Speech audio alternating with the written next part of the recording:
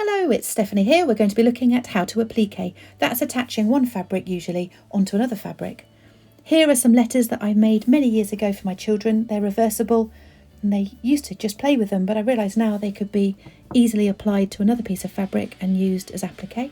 I've also done a sampler for us to look at throughout this tutorial with 4 different ways, or 5 really different ways, to attach one fabric to another. I'm halfway done, so we'll be finishing them off in this video. We're going to start by looking at needle turning. This is the only way that I've highlighted that gives a really neat finish. You can see little threads of yellow, and that's because I'm using a yellow thread. This is actually one strand of embroidery floss. I wouldn't recommend it, it's not very strong. You should probably just use a normal sewing machine fabric. And the point of needle turning, you're supposed to use your needle, but I'm not that skilled, so I use my fingers. You turn over the edge as you go, and then you effectively do a whip stitch, where you take a little bit of the background fabric, a little bit of the fold of your applique. In this point it's a navy blue letter L for love.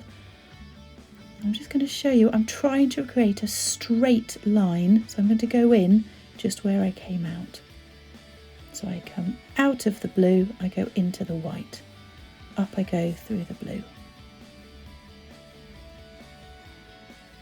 And I want the bar to be straight, I don't want it to be slanting. So just where the yellow came out, that's where I'm going to go back in to the background fabric. Move forward a little bit and come up. Now you don't need to make your stitches too close together. This is actually technically a whip stitch because you're just going round and round and round. You don't need to make the stitches too close together. It is tempting to.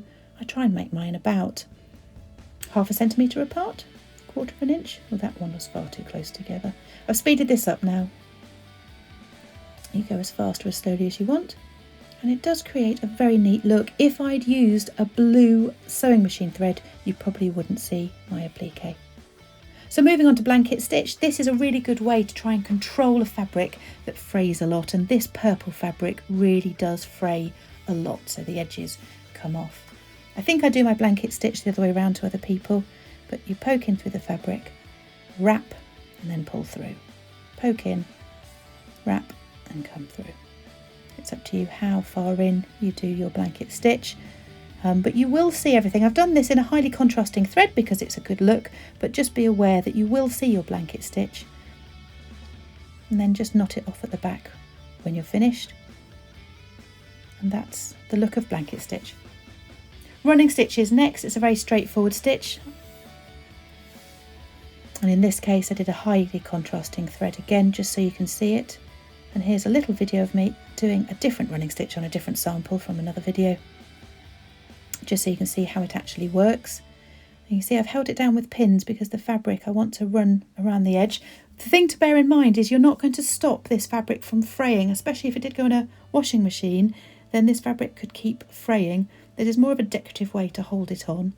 But don't forget that a fraying fabric might be part of the look that you're going for. Especially if it's something like denim, the frayed edges can be nice. This V I've actually done in felt, and felt as a rule doesn't fray, so it's quite nice to use. I'm just showing you that if you use a sewing machine thread, it's almost invisible. Moving on now to whip stitch. We've actually already seen a whip stitch when we did the L, the needle turn, but this is a highly decorative version, and in this case I'm actively trying to slant the stitches. I don't want to go in right next to where I came out, I want to move forward a bit, because that will give a really nice slanted stitch. You can try and get them all going in the same direction, or you can do them any old how and create a wild and chaotic look. It depends the look you want for.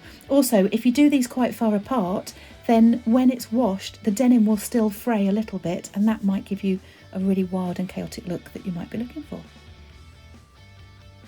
Reverse applique is one of my favourite things to do. It can get a really good effect very simply. Because I'm using denim as my front fabric, my main fabric, any fraying that it does will be quite limited and will look quite good because denim's got the whiter side on the back.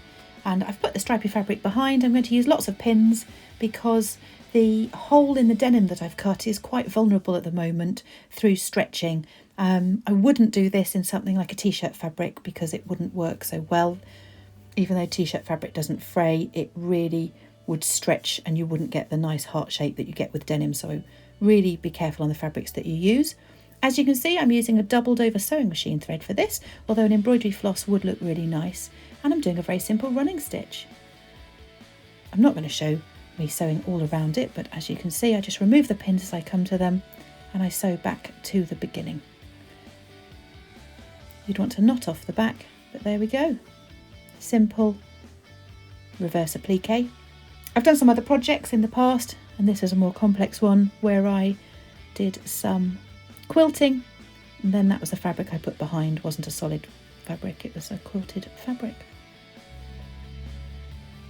We're going to look finally just at a few ways to attach items that aren't fabric onto your work. This is an old crisp packet. I liked the inside of it, all shiny. I thought it was a good effect, but the glue that I tried to use didn't work. It didn't hold it on. So instead, what I'm going to do is create a lattice work of stitches that from far away you won't see at all, and close to I'll try and make them quite decorative. I'm trying to make them look a bit like a burst of light coming out of a middle point.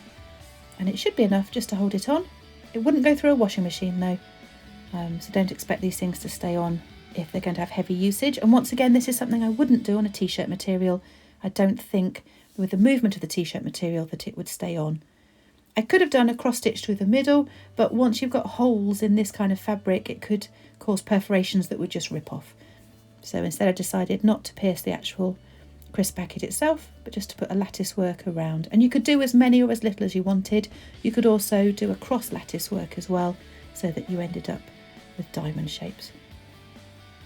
This is one of my favourite projects. This little flower was created using an old milk bottle, milk carton, rinsed it out, cut out petal shapes and used a permanent marker pen just to give it some colour. I'm going to apply it onto this piece of white fabric. I'm just marking the middle and then I'm going to lay out the pattern that I'd like. They are two-sided. The side that you did the Sharpie pen on is slightly shinier and slightly brighter than the side you didn't. I'm going to try to create a flower, but because this is quite thick plastic, I'm not going to even try to use glue. I'm just showing you that some bits have got some of the writing imprinted on. That either matters to you or it doesn't. I've actually replaced mine, but I end up using the writing later anyway. So that's the effect I'm going for, but to make that happen, I can't use glue. Even hot glue wouldn't hold that on a garment if you think a garment is going to be upright and vertical. So instead, I'm going to use a hole in both ends and I'm going to sew the items on. Now, this is very difficult to do without moving the fabric around a bit, so I'm going to skip ahead. And I've laid them down, but I actually need to just do one at a time. So I'm going to mark on with a pencil where they need to go. You could use dressmaker's chalk if you like, but nothing wrong with a pencil. It's all going to be covered over. And I'm going to do the stitches. You're going to see the stitches that I'm going to do. So I'm using a thread that matches. I'm going to use blue at both ends. I don't really mind on the green end of the petal if the blue's there or not. And I'm going to bury the knot at the back. And I'm just going to sew 3 times through each hole. And it did take me quite a while, maybe 20 minutes to do the whole thing. But I was thinking if you wanted to do a huge slogan, this could be bright, it could be bold, it could be any colour that you wanted. And you could very, very quickly and easily create an overall effect, especially that you're recycling and reusing something that's already had a use. So here I am just finishing off the first one, and now we've flicked to all of them being put on. I found they went a bit closer together, so I actually used more than I'd originally laid out. I decided to sew the other end of the petals on, and that was really quite straightforward, but I made sure that I knotted off each one in turn. I didn't want huge amounts of thread in the background. I then did the second layer of petals, and you'll see those in a bit, and I've just done the middle of the second layer of petals. And that's because the 3D nature of it and the movement is something that I quite enjoyed, and you'll hear the sound they make as well.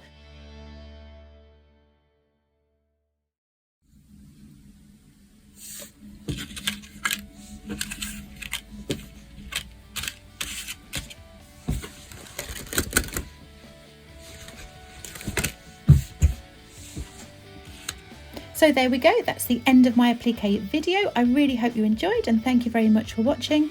And now it's your time to sew.